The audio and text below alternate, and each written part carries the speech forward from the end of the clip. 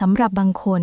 ความตายอาจจะง่ายกว่าการมีชีวิตอยู่เพื่อรอคอยใครบางคน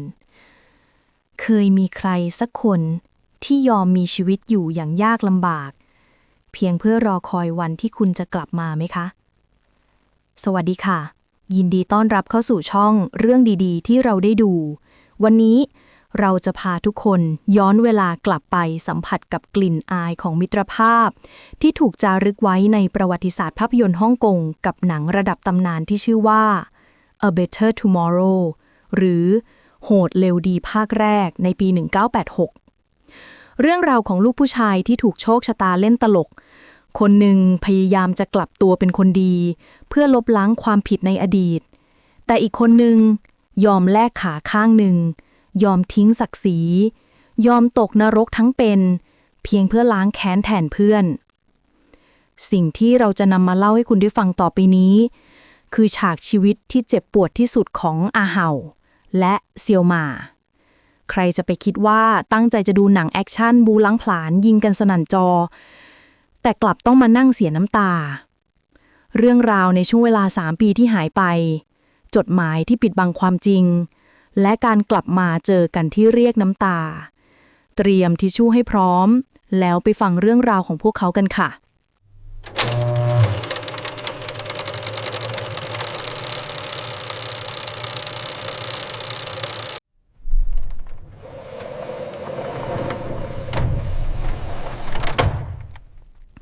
เรื่องราวมันเริ่มต้นขึ้นหลังจากที่อาเหาแสดงโดยตี้หลุง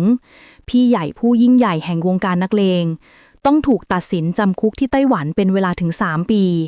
3 ปีในคุกมันคือนรกที่กัดกินใจอาเหาทุกวันตลอดเวลาที่อยู่ในนั้นเพื่อนรักอย่างเซียวหม่าแสดงโดยโจวเหวินฟ้ายังคงเขียนจดหมายส่งถึงเขาเสมอในจดหมายเสี่ยวหม่าเล่าแต่เรื่องดีๆบอกว่าทุกอย่างเรียบร้อยดีสบายดีไม่ต้องเป็นห่วงหารู้ไหมว่านั่นคือคำโกหกคำโตเพื่อให้เพื่อนสบายใจเพราะความจริงข้างนอกนั้นโหดร้ายกว่าในคุกซะอีกในขณะที่โชคชะตาก็เหมือนเล่นตลกกับครอบครัวของอาเหาเพราะในช่วงเวลาที่พี่ชายติดคุกอาเฉียแสดงโดยเลสลี่จางน้องชายแท้ๆของเขาก็เรียนจบจากโรงเรียนนายร้อยตำรวจพอดีคนหนึ่งเป็นโจรคนหนึ่งเป็นตำรวจเส้นขนานที่ไม่มีวันบรรจบกันได้เริ่มขึ้นแล้วค่ะเมื่อครบกำหนดโทษ3 ปีวันที่อาเหาได้รับอิสรภาพทางแก๊งมาเฟียเก่าไม่รอช้าค่ะรีบส่งคนมารับถึงหน้าเรือนจำยื่นข้อเสนอให้เขากลับไปรับตำแหน่งเดิมไปเป็นใหญ่เหมือนเดิมแต่หัวใจของอาเหาเปลี่ยนไปแล้วเขาตอบปฏิเสธไปอย่างหนักแน่นว่าตอนนี้เราเดินกันคนละทางแล้วเพราะเป้าหมายเดียวในชีวิตของเขาตอนนี้คือการกลับไปหาน้องชายและเริ่มต้นชีวิตใหม่ที่ใสสะอาดแต่โลกความเป็นจริงไม่ได้สวยงามแบบนั้นค่ะอาเหากลับไปหาอาเฉียด้วยความหวังเขาไปยืนรอน้องชายทันทีที่อาเฉียเห็นพี่ชายเขาพุ่งตรงเข้ามาหาไม่ใช่เพื่อกอดต้อนรับแต่ในท่ามกลางสายฝนที่เทกระหน่ำอาเฉียปล่อยหมัดใส่พี่ชายของตัวเองจนล้มลงเขาระดมหมัดรัวเข้าใส่ไม่ยั้งด้วยความโกรธแค้นที่พี่ชายเป็นต้นเหตุให้พ่อต้องตายอาเหาไม่ตอบโต้เลยแม้แต่นิดเดียวเขาได้แต่ตะโกนแข่งกับเสียงฝนว่าฟังพี่ก่อนได้ไหมฟังพี่ก่อนแต่สิ่งที่ได้รับกลับมาคือคำประกาศจากปากน้องชายว่าอย่ามาให้เห็นหน้าอีกวินาทีนั้นอาเหาเคว้งคว้างที่สุดในชีวิตค่ะไม่เหลือบ้านไม่เหลือน้องชายเขาต้องแบกความเจ็บปวดเดินหน้าต่อไปเขาเดินเข้าไปสมัครงานที่อู่แท็กซี่แห่งหนึ่งเจ้าของอู่พูดกับเขาตามตรงว่าคนอย่างคุณหางานสุจริตยากนะไม่มีใครเขาอยากรับคนที่เคยติดคุกมาก่อนหรอกแต่โชคก็ยังเข้าข้างที่เจ้าของอู่คนนี้เป็นคนให้โอกาสคนเสมอตั้งแต่วันนั้นอดีตเจ้าพ่อผู้ยิ่งใหญ่จึงกลายเป็นคนขับแท็กซี่ก้มหน้าก้มตาทำมาหากินอย่างสุจริตวันเวลาผ่านไปอาเหาตั้งใจทำงานขับรถรับส่งผู้โดยสารจนกระทั่งวันหนึ่งขณะที่เขาจอดรถพักสายตาของเขาเหลือบไปเห็นภาพเหตุการณ์หนึ่งที่ทำให้หัวใจของเขาแทบจะหยุดเต้นภาพชายขาเป๋เนื้อตัวมอมแมมถือผ้าขี้ริ้ว คอยวิ่งเช็ดกระจกรถให้กับพวกคนรวยนั่นคือเสี่ยวหม่าเพื่อนรักของเขาเสี่ยวหม่าผู้ที่เคยจุดบุหรี่ด้วยแบงก์ดอลลาร์วันนี้กลายเป็นเพียงคนพิการที่หาเช้ากินค่ำและสิ่งที่ทำให้อาเหาช็อกซ้ำสองคือเจ้าของรถหรูที่เสี่ยวหม่ากำลังเช็ดอยู่มันคือรถของอาชาง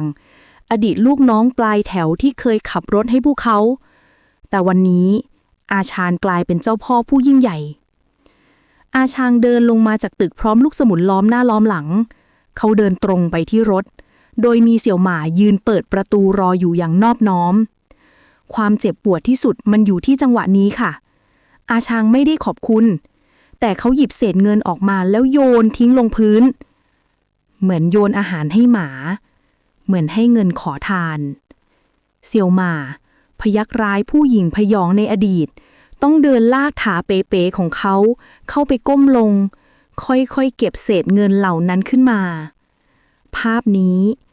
มันกรีดลึกลงไปในหัวใจของอาเหาจนน้ำตาแทบจะไหลออกมาคุณดูแววตาคู่นี้สิคะนี่ไม่ใช่แววตาของเจ้าพ่อผู้ยิ่งใหญ่และไม่ใช่แววตาของคนติดคุกที่เพิ่งพ้นโทษแต่มันคือแววตาของเพื่อนที่หัวใจกำลังแหลกสลายวินาทีที่อาเหาเห็นสภาพของเสี่ยวหม่าโลกทั้งใบของเขาเหมือนพังทลายลงตรงหน้าในดวงตาคู่นั้นมันไม่มีคำพูดแต่มันตะโกนก้องร้องออกมาว่าทำไมมึงต้องทำเพื่อกูขนาดนี้ทำไมมึงต้องเอาชีวิตมาทิ้งไว้ตรงนี้ความเจ็บปวดที่แล่นพล่านอยู่ในดวงตาของตี้หลุงมันคือความรู้สึกผิดที่กัดกินหัวใจเขารู้ตัวทันทีว่าขาที่เป๋แผลที่หน้าและเศษเงินที่เพื่อนต้องก้มเก็บทั้งหมดนั้นคือราคาที่เสี่ยวหม่าต้องจ่ายเพื่อคำว่าเพื่อนตีหลุงไม่ได้เล่นใหญ่ในฉากนี้เขาแค่นิ่งคิ้วขมวดเข้าหากันเล็กน้อยเหมือนคนถูกสาปให้เป็นหินจากภาพความจริงที่โหดร้ายเกินกว่าจะรับไหวน้ำตาที่คลอนวยอยู่นั้นไม่ได้ไหลออกมาเพราะความสงสารแต่มันไหลออกมาจากความเคารพและความรักที่มีต่อชายที่กำลังเช็ดรถอยู่ตรงหน้าภาพนี้ภาพเดียวเล่าเรื่องราวความเจ็บปวดตลอด3 ปีได้หมดจดโดยไม่ต้องมีบทพูดแม้แต่คำเดียวค่ะอาเหา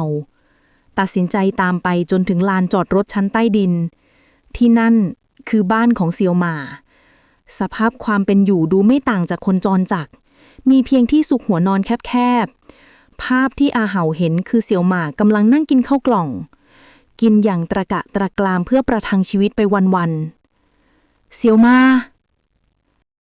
เสียงเรียกชื่อที่คุ้นเคยดังขึ้นเซียวหม่าชะงักทันทีข้าวที่กำลังเคี้ยวอยู่แทบจะกลืนไม่ลงเขาเงยหน้าขึ้นมองและวินาทีที่สบตากับอาเหาแววตาของเสี่ยวหม่าเต็มไปด้วยความตกใจและความละอายใจเขาไม่อยากให้เพื่อนเห็นเขาในสภาพนี้แม้นั่นจะเป็นเสียงที่เขาเฝ้ารอคอยอยู่ก็ตามคุณดูแววตาคู่นั้นสิคะวินาทีที่อาเหาได้เห็นสภาพที่แท้จริงของเพื่อนรักดวงตาของเขาเบิกกว้างด้วยความเจ็บปวดที่แล่นพล่านไปถึงขั้วหัวใจมันคือแววตาของคนที่โลกทั้งใบกำลังพังทลายลงตรงหน้า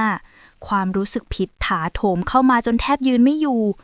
เขาเพิ่งประจักษ์ชัดในนาทีนี้เองว่าตลอด3 ปีที่ผ่านมาเสี่ยวหม่าต้องแบกรับอะไรไว้บ้างและเมื่อเสี่ยวหม่ารับรู้ถึงการกลับมาของเขามือที่กำลังตักข้าวเข้าปากก็ชะงักค้างเขาค่อยๆเงยหน้าขึ้นมาวินาทีที่สายตาของทั้งคู่ปะทะกันโลกในลานจอดรถที่มืดมิดนั้นเหมือนหยุดหมุนลงชั่วขณะแววตาของเสี่ยวหม่ามันไม่ใช่แววตาของพยักร้ายผู้หญิงพยองอีกต่อไปแต่มันวูบสั่นไหวและเต็มไปด้วยความตื่นตระหนกและอายอย่างที่สุดเขาเหมือนคนที่ถูกจับได้ในวันที่อ่อนแอที่สุดเขาไม่อยากให้เพื่อนที่เขารักและเทิดทูนต้องมาเห็นเขาในสภาพที่น่าสมเพชเช่นนี้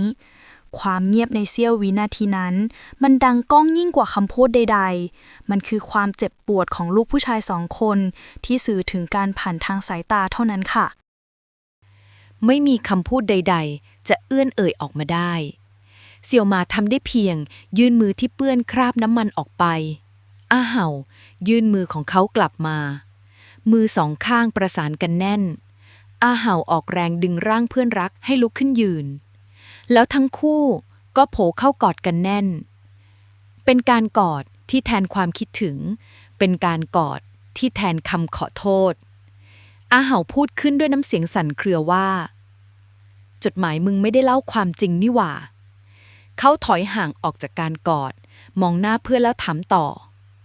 กูล้างมือออกจากวงการแล้ว มึงยังมาทำอะไรอยู่แถวนี้วะ เสี่ยวหมามองหน้าเพื่อนแล้วตอบกลับมาสั้นๆแต่หนักแน่นว่า ก็รอมึงไง 3 ปีแล้วนะ ที่กูรอมึงอยู่ ประโยคนั้นกระแทกใจคนฟังอย่างเราเหลือเกินค่ะ 3 ปีที่ยอมทนความอัปยศ 3 ปีที่ยอมเช็ดรถให้คนที่เคยเป็นลูกน้องก็เพื่อรอวันนี้ แต่อาเห่ากลับสายหน้าช้าๆแววตาของเขาบอกชัดเจนว่าเขาจะไม่กลับไปเป็นนักเลงอีกแล้ว เขาพอแล้ว เสี่ยวหมาเห็นแบบนั้น เขารู้ทันทีว่าความหวังที่จะกอบกู้ศักดิ์ศรีร่วมกันมันจบลงแล้ว ทันทีที่สิ้นเสียงคำว่า กูล้างมือแล้ว คุณผู้ชมสังเกตสีหน้าของเสี่ยวหมาในวินาทีนี้ให้ดีนะคะ เสี่ยวหมาไม่ได้โวยวาย ไม่ได้เกรี้ยวกราด เขายืนนิ่ง นิ่งจนน่าใจหาย แต่ภายใต้ความนิ่งนั้น เรากลับสัมผัสได้ถึงเสียงพังทลายของอะไรบางอย่างข้างในใจ ดวงตาที่เคยเป็นประกายเมื่อครู่ตอนเจอเพื่อน กลับค่อยๆอ่อนล้าลง มันคือแววตาของคนหลงทางที่เพิ่งรู้ตัวว่าเข็มทิศเดียวในชีวิตได้หายไปแล้ว 3 ปีที่เขายอมทนความอัปยศ 3 ปีที่เขาเฝ้ารอคอย เขารอเพื่อหวังว่าสักวัน เพื่อนจะกลับมาช่วยกู้ศักดิ์ศรีคืน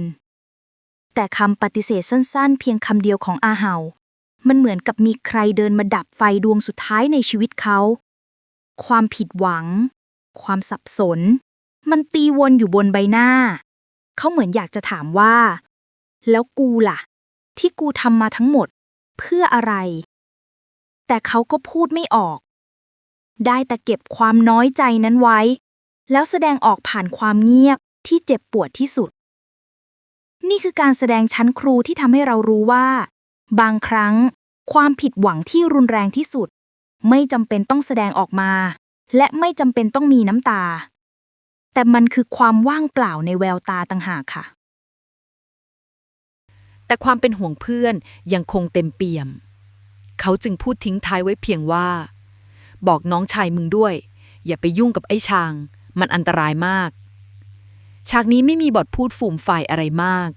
กล้องหมุนรอบตัวพวกเขาให้เห็นภาพของลูกผู้ชาย2 คนท่ามกลางลานจอดรถที่ว่างเปล่า คนหนึ่งเพิ่งพ้นโทษหวังจะกลับตัว อีกคนยอมทนความอัปยศเพื่อรอวันแก้แค้น เราดูแล้วอดไม่ได้จริงๆที่จะต้องพูดถึงชายผู้เป็นจิตวิญญาณของเรื่องนี้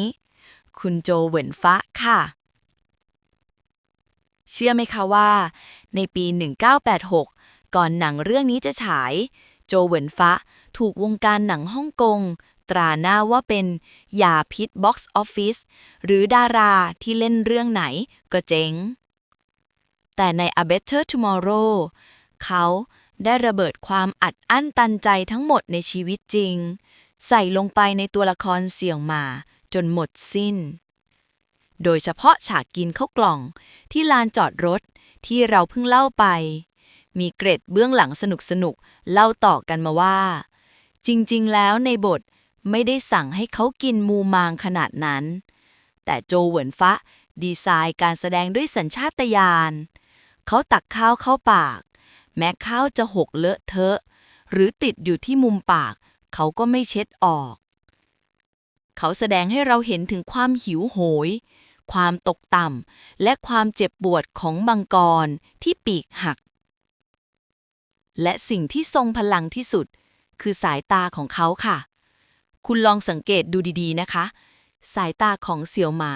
ตอนที่เป็นเจ้าพ่อผู้ยิ่งใหญ่ กับตอนที่เป็นคนขาเป๋ มันเหมือนเป็นคนละคนกันเลย ตอนรุ่งโรจน์ตากล้าแกร่ง ท้าทายโลก แต่ตอนตกอับ แววตาของเขามันวูบไหวเต็มไปด้วยความน้อยเนื้อต่ำใจแต่ลึกๆก็ยังซ่อนความหวังเอาไว้การแสดงที่ละเอียดระดับนี้แหละค่ะที่ทำให้เขาสามารถเปลี่ยนจากตัวประกอบซึ่งเดิมทีบทนี้เป็นแค่บทรองให้กลายมาเป็นตำนานกลายเป็นสัญลักษณ์ของลูกผู้ชายทั่วเอเชียมาจนถึงทุกวันนี้ต้องขอกราบหัวใจและฝีมือการแสดงของเฮียโจเหวินฟ้าจริงๆค่ะและน้ำตาที่ไหลออกมาในฉากนี้เราเชื่อว่ามันคือน้ำตาจริงๆของนักแสดงเพราะในเวลานั้นทั้งตี้หลุงและโจเหวินฟ้าต่างก็มีเส้นทางชีวิตจริงที่คล้ายกับตัวละครตี้หลุงคือดาราหนังกำลังภายในที่เริ่มโรยราส่วนโจเหวินฟ้าในตอนนั้นถูกตราหน้าว่าเป็นยาพิษบ็อกซ์ออฟฟิศเล่นเรื่องไหนก็เจ๊งฉากเกาะนี้จึงเหมือนการปลอบประโลมกันและกันของนักแสดงที่ถูกวงการมองข้ามว่าเราจะสู้ไปด้วยกันและประโยคที่ดังก้องอยู่ในใจของคนดูในตอนนั้นโดยไม่ต้องพูดออกมาคือกูรอมึงมา3 ปีแล้วจอห์นวูผู้กำกับใช้เทคนิคสโลว์โมชั่นและการจัดวางองค์ประกอบภาพเพื่อเชิดชูความสัมพันธ์ของพี่น้องให้ดูศักดิ์สิทธิ์และงดงามเขาเปลี่ยนความรุนแรงให้เป็นบทกวีเปลี่ยนความตกต่ำให้เป็นแรงผลักดันที่ทรงพลังสิ่งที่เราน้ำตาซึมไม่ใช่เพราะสงสารเสี่ยวมาแต่เราประทับใจในมิตรภาพที่หาได้ยากยิ่งในโลกแห่งความเป็นจริงจะมีสักกี่คนที่ยอมทนลำบากยอมถูกเหยียบย่ำตลอด3 ปีเพียงเพื่อรอเพื่อนคนหนึ่งกลับมาขอคารวะแด่จอห์นวูฉีเคอะเลสลี่จางผู้ล่วงลับสุดท้ายนี้ฉากลานจอดรถใน A Better Tomorrow สอนให้เรารู้ว่าในวันที่เราล้มลงในวันที่เราไม่เหลืออะไรคนที่จะยืนอยู่ข้างเราอาจไม่ใช่คนที่มีอำนาจวาสนาแต่คือคนที่พร้อมจะกอดเราในวันที่เราเนื้อตัวสกปรกที่สุดนั่นแหละคือเพื่อนแท้และขอขอบคุณตี้หลุงกับโจเหวินฟ้าที่ร่วมกันสร้างสรรค์การแสดงระดับตำนานฉากนี้ให้พวกเราได้จดจำไปตลอดกาลถ้าคุณดูคลิปนี้จบแล้วลองหันไปมองเพื่อนข้างๆหรือทักหาเพื่อนเก่าที่คุณไม่ได้คุยมานานบอกเขาว่าขอบคุณนะที่ยังอยู่ด้วยกันและนี่คือเรื่องราวดีๆที่เราได้ดูและอยากนำมาเล่าให้ทุกคนได้ฟังค่ะ